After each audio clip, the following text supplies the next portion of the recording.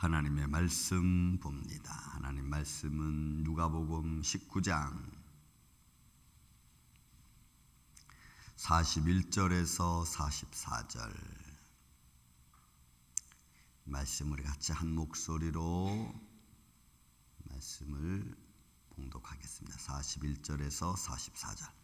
가까이 오사 성을 보시고 우시며 이르시되 너도 오늘 평화에 관한 일을 알았더라면 좋을 뻔하였거니와 지금 내 눈에 숨겨졌도다.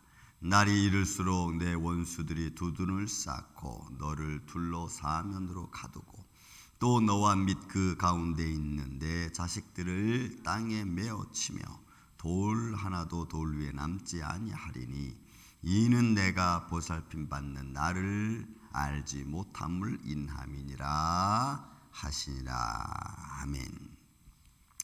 37절부터 40절은 어제 말씀하신 감람산에서 내려오시며 예루살렘에 올라가시는 예수님의 환호하는 모습으로 되어져 있었고, 그리고 그것을 바라본 바리새인들은 이게 무슨 일이냐 하면서 통탄한 말로 어저께 예루살렘으로 하시는 왕관식 말씀을 잠시 드렸고요. 오늘은 41절 이 말씀 41절부터 44절은 예수님께서 다시 겟셋마네 동산으로 가셔서 예루살렘 성을 보는 겁니다. 제가 어제 말씀드렸죠. 감난산이 좀 예루살렘 성보다 높습니다. 감난산이 고지가 한 1000m 정도 되고 그리고 예루살렘은 한 800 정도 됩니다. 그러니까 그 중턱쯤 오셔서 내려오셔서 이제 기도하시는 거죠. 여러분 한번 가보시면 알겠지만 기드론 골짜기를 사이에 두고 감난산이 있고 예루살렘 성전이 있고 이쪽에 신림의 골짜기가 있으니까 예루살렘 성전은 사실 지금 지금 성지순례 가서 있는 그 자리는 아니죠. 황금돔 있는 데는 아닙니다. 거기는 아니고 돌 위에도 돌 하나도 남지 않겠다고 말씀하셨기 때문에 사실은 예루살렘 서쪽 벽 남아있는 것도 사실은 그 성전이 아니죠. 그것도. 왜냐하면 돌 위에 돌 하나도 남지 않고 다 무너져야 되는 예수님의 명령이었기 때문에 서쪽 벽 남아있는 것을 성전이라고 보면은 안 되는 겁니다. 그럼 예수님의 명령이 말씀이 잘못될 수가 있잖아요. 그건 아니고 거기는 역사적으로 보면 지금 그 돔이 있고 있던 큰 넓은 자리는 로마 군병들이 주둔하고 있었던 주둔지를 지금은 성전처럼 그렇게 쓰고 있는 겁니다. 왜냐하면 옛날에 예루살렘 성전이 있었던, 그러니까 솔로몬이 지었던 성전이 있었고 또 스룹바벨이 통해서 지었던 성전터는 완전히 다 없어져 버리고 막. 제가 이렇게 추정해 보기로는 왜냐하면 이거는 그냥 성경 고고학자들 똑같이 얘기합니다. 왜냐하면 많은 제사를 드려야 된다면은 여러분 그 많은 제사를 드리기 위해서는 반드시 물이 있어야 됩니다. 피를 씻어내야 될 물이 있어야 돼요.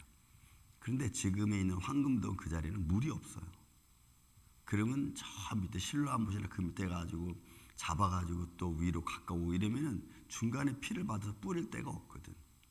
그러니까 지금 황금돔은 그냥 그 로마 군병들이 주둔했던 지역 중에 어느 한 곳, 그 밑에 파가지고 들어가서 그 밑에 이삭을 드렸던 돌이 있다고 하는데 그것도 신빙성은 그냥 좀 적은 것 같아.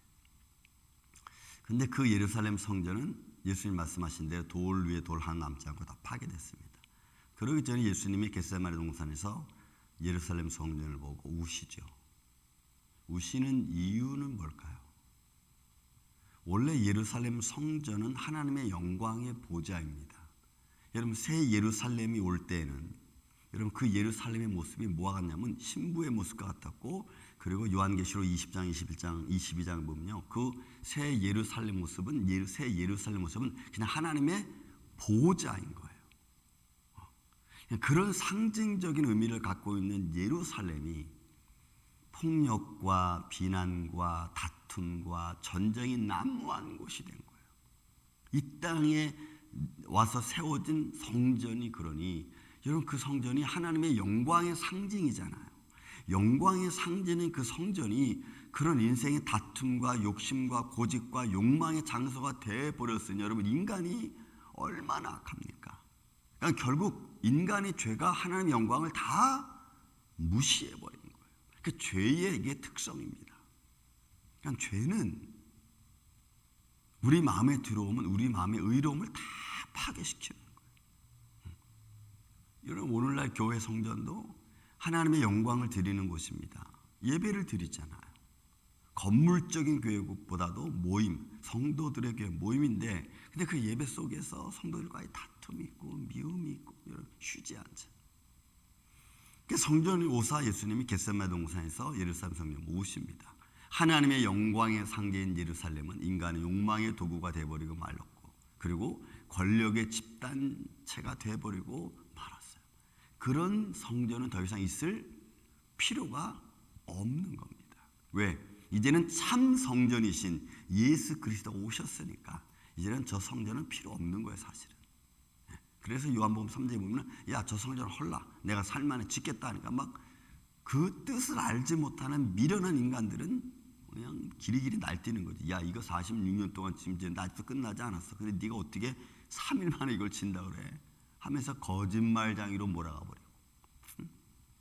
그리고는 그게 예수님 십자가상에서 죽음의 하나의 한 말로 나오고. 그러니까 여러분, 우리가 진리를 깨닫는 것과 깨닫지 못하는 다 이 엄청난 갭을 우리는 느낄 수 있는 거예요. 저는 여러분들이 예수 그리스도의 성령의 능력 안에서 하나님 말씀을 잘 깨달아지고 그 말씀이 그 의미를 깨달아서 우리가 그 믿음의 길을 걸어갈 수 있는 이 아침에 저와 여러분 되시기를 예수님의 이름으로 축원을 드립니다. 그러니까 그 성전을 보니까 예수님은 울 수밖에 없죠. 왜? 그 성전은 곧 자기잖아요. 그렇잖아요. 자기잖아요. 근데 자신의 모습이 저렇게 엉망진창이 됐으니까 이거는 통탄할 노릇이죠. 그러니까 우는 것도 부족할 정도예요.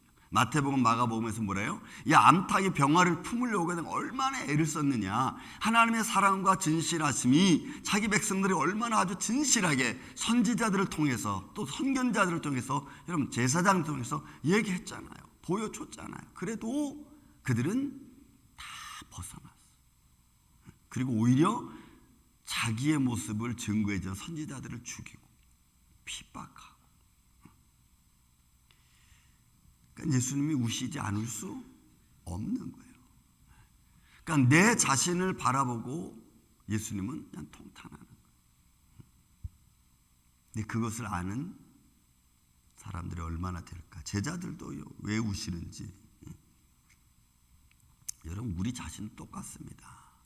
우리 자신이 살아온 삶의 과정을 쭉 돌이켜보면 눈물을 흘릴 때가 많죠. 여러분, 저나 여러분이나 그렇지 않을까? 이때 이렇게 할 걸 왜 이렇게 했을까? 그죠? 지나고 나니까 좀 더 이렇게 했으면 좋았을 것을. 이런 생각들. 저도 뭐 우리 아이들 키우면서 그런 생각들 참 많이. 이거 왜 이렇게 했지? 그러나 지나간 과정을 어떻게 돌이킬 수가 없잖아요. 그러면 돌이킬 수 없으면 그렇게 느껴지는 마음의 부담은 내가 책임질 수밖에 없는 거예요. 여러분. 저나 여러분이나 똑같잖아요. 그걸 지금 어떻게 돌이키면 시간을 돌이킬 수도 없고 뭐 타임머신 타고 갈 수도 없으니까 그냥 그 상황을 내가 받아들이고 인정하고 지금이라도 이런 방향을 바꾸려고 애를 쓰는 거죠. 그러니까 그러다 안 되니까 이제 우리는 안 되잖아. 안 되니까 결국은 예수님의 도움을 요청해요. 주님 도와주세요. 내가 이거 잘못했습니다. 회개하고 내가 이거 잘못했습니다. 그러니 지금이라도 주님이 성령님이 역사해 주셔서 방향을 틀 수 있도록 그런 거 아니겠어요? 예루살렘 성전을 보고 말씀합니다. 이르시되 너도 오늘 평화에 관한 일을 알았더라면 좋았을 뻔하였거니와 지금 내 눈에 숨겨졌다. 결국 예루살렘 성, 육신적 예루살렘, 그리고 그거와 관련하고 있는 모든 사람들이 예루살렘 성에 감추어져 있는 하나님의 영광과 진리의 모습을 보지 못하는 거예요. 그러니까 여러분, 예수님이 나귀 타고 예루살렘 성에 들어오는 것을 향하여 바리새인들과 서기관들이 하는 말이 뭐예요? 야, 저 뭐야? 저 이렇게 좀 미친 짓 하는 거야? 이렇게 말하잖아. 그리고 애들이 막 노래 추니까 야야 조용해. 이런 식으로 그냥 무시하고 깔보고 그 성의 진정한 의미가 뭔지도 모르고 그 진리의 영광이 감춰져 있기 때문에 숨겨져 있으니까 여러분 이거 여기서는 덮어있다 이거예요. 덮어 있는데 덮어서 몰라 이게 뭔지. 그러니까 사람들이 서기관과 바리새인들이 오히려 그렇게 뛰놀고 막 하는 것을 막 야단치잖아요. 그때 예수님 하신 말씀에 우리 앞절에 읽지 않았지만 40절에 그렇게 말씀하잖아요. 내가 너희에게 말하는 만일 이 사람들이 침묵하면 돌들이 일어나 소리 질 거다. 이 정도로 예수님이 막 말해도 몰라 무슨 소리 하는 거야 저거 돌들이 왜 소리를 질러 이런 식으로. 그러니까 여러분 우리가 믿음의 지혜를 깨닫는 게 얼마나 소중한가. 날이 이를지라 날이 헤매랍니다. 이 단어는 날이 이거 지금까지 쭉 지내오는 날 한 날 한 날을 말하는 거예요. 그러니까 예루살렘 성이 솔로몬 성전 이후로부터 쭉 지어져서 오는 그 날. 그러니까 이건 한정적인 기간이죠. 이 기간이 이제 이른 거예요. 그 날이 이르리니 이를지라 내 원수들이 돛둔을 뚝이죠. 뚝을 쌓고 너를 둘러 사민으로 가두고 그러니까 예루살렘이 완전히 포위되고 멸망할 것을 바라보는 거예요. 그러니까 그때 그러니까 한 날 한 날이 그날 오는 거예요. 그러니까 여러분 우리도 우리의 일정 기간 삶의 과정이라는 것이 내가 살아가면서 매일매일 한 날 한 날 이 삶의 과정이 내게 어떻게 이루어지고 또 무엇을 이룰 건가를 남겨놓는 인생. 내가 살아온 발자취는 여러분 지울 수가 없어요. 그렇죠? 저도 그렇고 여러분 내가 지금까지 살아온 발자취를 어떻게 지울 수가 있어요? 지울 수가 없어. 그러니까 여러분 지금부터라도 한 발짝 한 발짝을 잘 내딛어야 되는 것이게. 믿음으로 내딛어야 되는. 또 너와 그 가운데 있는 내 자식들을 땅에 메어치면 이거 더 집어 던지는 거예요. 그러니까 여러분 이 결국 뭐냐면 성이 함락될 뿐만이 아니고 나라가 무너져내는 거예요. 자녀들이 죽임을 당하는 걸 말해요. 돌 하나도 돌 위에 남지 아니하리니 이는 내가 보살핌 받는 날. 요 날은 지금 카이로스야. 앞에 나라하고 달라요. 그 앞에는 어느 한정의 기간 동안에 그렇게 있다가 하나님의 뜻 결정적인 순간이 이르는 거예요. 이제 이 뒤에 나와 있는 카이로스가 있다는 결정적인 순간에 딱 이르면 그때는 이제 모든 게 다 끝나는. 보살핌 받는 날을 알지 못함을 인함이라. 그러니까 하나님의 때를 알지 못하니까 한 날 한 날의 삶이 그냥 무의미하게 지나가는 것처럼 이렇게 하는 거예요. 그러니까 여러분 우리는 날이라고 할 때 성경적 개념에서 우리는 문맥상에서 잘 봐야 돼요. 어떤 때를 말하는 건가. 이 날은 그래서 이 카이로스의 때냐, 그러니까 하나님이 결정적으로 딱 이 말 그 시간을 말하는 거냐, 아니면 내가 한 날 한 날 살아가는 날을 말하는 거냐. 저와 여러분은 두 가지 어찌 보면 다 겸해져 있죠. 하나님의 순간이 딱 되면 그때 어떤 뜻이 이루어지는 거예요. 그때를 우리가 기다리기도 하죠. 내 죽음의 때일 수도 있고 아니면 하나님의 역사가 우리 가정 안에 딱 이루어지는 그런 순간일 수도 있고. 그때 그 나를 알지 못함을 인함이라. 결국은 하나님 때를 모르니까 예루살렘 성전이 파괴되어지는 것도 왜 파괴되어지는지도 모르는 거예요. 자기들이 뭘 잘못했는지도 이런 모르는 거예요. 그리고는 항상 사람들은 욕망과 탐욕에 가득 찬 데는 이건 나 때문에 그런 게 아니라고 얘기하죠. 나 때문에 아니라고. 문제는 다 나 때문에 생긴 건데 사람들은 다 나 때문이 아니라고 말하는 거예요.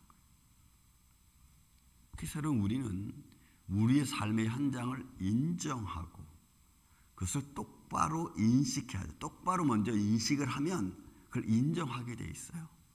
내가 똑바로 내가 나를 인식하지 못하면 인정이 안 돼. 인식이 먼저예요. 그리고 그것을 인정하면은 그 다음 절차는 회개할 수 있는 마음의 문이 열리는 거예요. 그러니까 인식도 못하고 인정도 못하면 회개가 나올 수가 없는 겁니다. 이 시대가 그렇고 저와 여러분 우리 상황적으로 그런 거예요. 그러니까 결국 예루살렘 성이 이렇게 될 때까지 백성들은 이런 모르는 거예요. 저는 여러분들 안에서 믿음의 지혜가 열려서 믿음의 눈이 열리고 귀가 열려서 내 삶의 현실을 내가 바로 믿음으로 인식하고 인정하고 그 깨달아 회개하고 더 많은 것들을 이루어가는 하나님의 사람으로 이 아침 한 걸음 한 걸음 믿음의 길을 걸어가시는 저와 여러분 되시기를 예수님의 이름으로 축원을 드립니다. 사랑과 은혜가 많으신 아버지 하나님 감사합니다. 오늘도 우리가 믿음의 길을 걸어가길 원합니다. 우리의 삶의 과정 속에 어떤 일이 어떻게 이루어질지 우리는 잘 알지 못합니다. 그래서 오늘도 믿음의 길을 한 발짝 한 걸음 내디딜 때마다 우리가 믿음의 지혜로 잘 분별해서 내디딜 수 있도록 주님 도와주시고 역사하여 주옵소서. 지나왔던 많은 시간들을 우리가 되돌릴 수 없습니다.